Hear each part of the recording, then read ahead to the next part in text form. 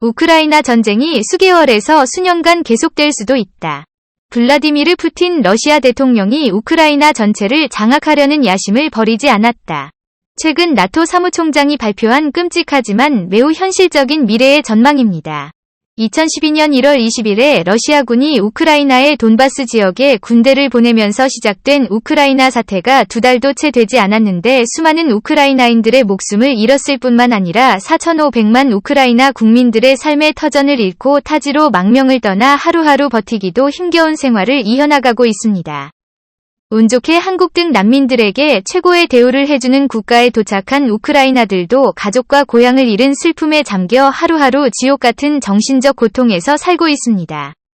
자, 그런데 얼마 전 북한이 한국을 제2위 우크라이나로 만들 수 있다는 충격적인 발표를 해 논란이 되고 있습니다. 김정은 북한 국무위원장의 동생 김여정 노동당 중앙위원회 부부장은 남조선이 우리와 군사적 대결을 선택하는 상황이 온다면 부득이 우리의 핵전투무력은 자기의 임무를 수행해야 하게 될 것이라며 처음으로 남한을 겨냥한 핵무기 사용 가능성을 공개적으로 밝혔습니다. 김여정은 이날 조선중앙통신을 통해 발표한 담화에서 우리는 남조선을 무력의 상대로 보지 않는다면서 이것은 순수 핵보유국과의 군사력 대비로 보는 견해가 아니라 서로 싸우진 말아야 할 같은 민족이기 때문이라고 말했습니다. 김여정은 쌍방의 군대가 서로 싸우면 전쟁이나 전투에서 누가 이기고 지는 것을 떠나 우리 민족 전체가 반세기 전처럼 아니 그보다 더 깊은 상처를 입게 된다며 우리는 명백히 그런 전쟁을 반대한다고 했습니다.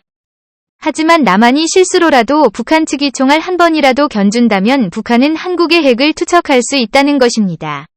자, 그런데 한국의 제2위 우크라이나가 되는 것을 막기 위해 미국이 중대한 결정을 내렸습니다. 자세한 진행 과정은 공개되지 않고 있지만 일각에서는 미국 하원과 상원은 이미 한국이 자체 핵무기 보유 법안을 사실상 확정했고 이 사안을 바이든 행정부에 전달한 것으로 전해졌습니다. 바이든 미국 대통령이 이를 최종 승인하면 한국은 조만간 핵보유국으로 등극하게 되는데요.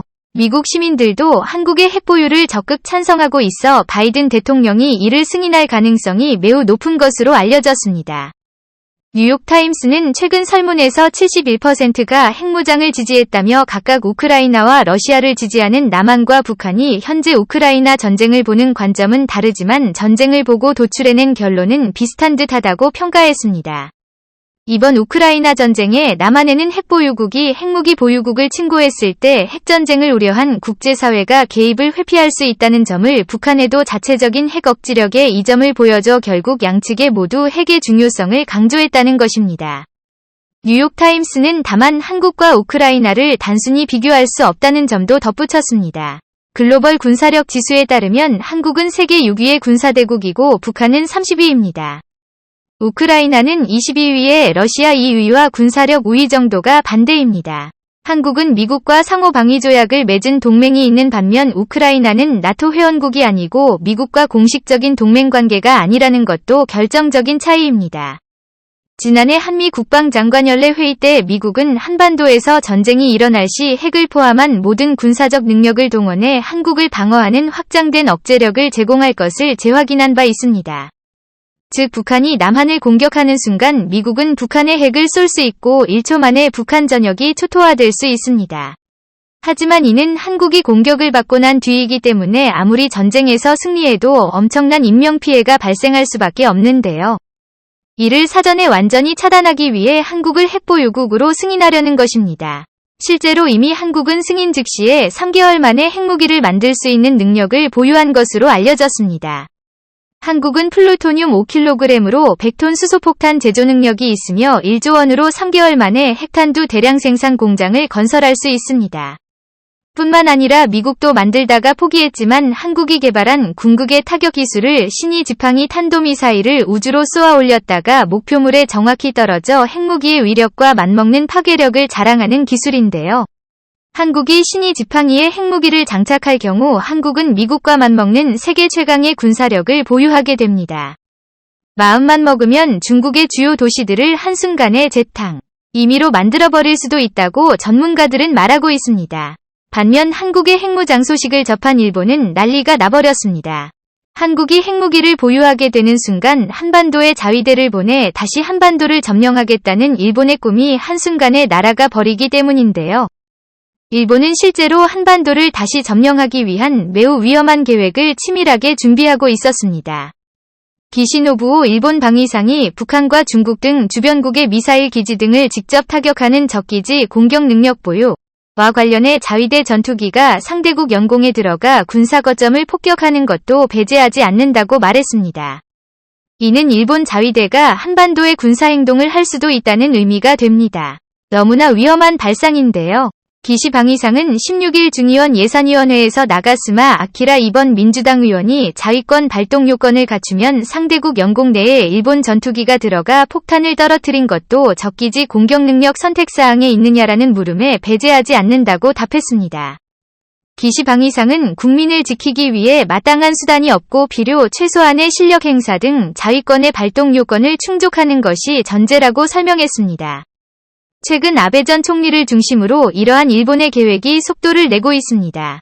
7일 도쿄신문의 보도에 따르면 일본 방위성은 연말에 예정된 방위대강과 중기방위력 정비계획 개정에 맞춰 장사정포 스탠드포 미사일을 증강한다는 방침을 5일 집권 자민당한 전보장조사회가 비공개로 연 회의에서 표명했습니다.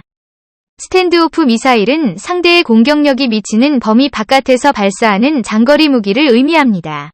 이와 관련 육상해상 항공망료간부의 간부는 방위장비청이 개발 중인 12식 지대함 유도탄 개량형의 조기 실용화를 위한 예산 확보를 요구했다고 회의 참석자가 전했습니다. 보도대로라면 일본 정부가 적기지 공격 능력 보유 여부에 관한 공식 결론을 아직 내리지 않았는데도 방위당국은 장비 운용에서 보유와 별반 차이가 없는 방향을 향해 미리 움직이고 있는 셈입니다. 일본 정부는 국가안전보장전략 방위계획의 대가 중기방위력정비계획 등 안보 관련 3가지 문서를 연말까지 개정하는 계획을 추진 중입니다.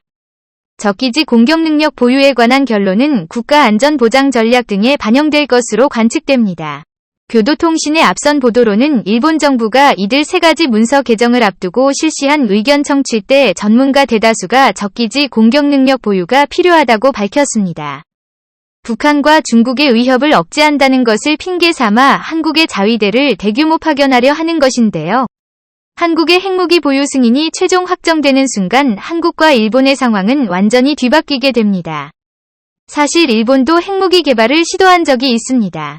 아베 신조 전 총리는 관방부 장관이던 2002년 5월 13일 와세다 대학교 공개 강연에서 일본이 원자탄을 갖는 건 헌법상 아무 문제가 없다면서 결심하면 일주일 이내에 핵무기를 가질 수 있다고 말했는데요.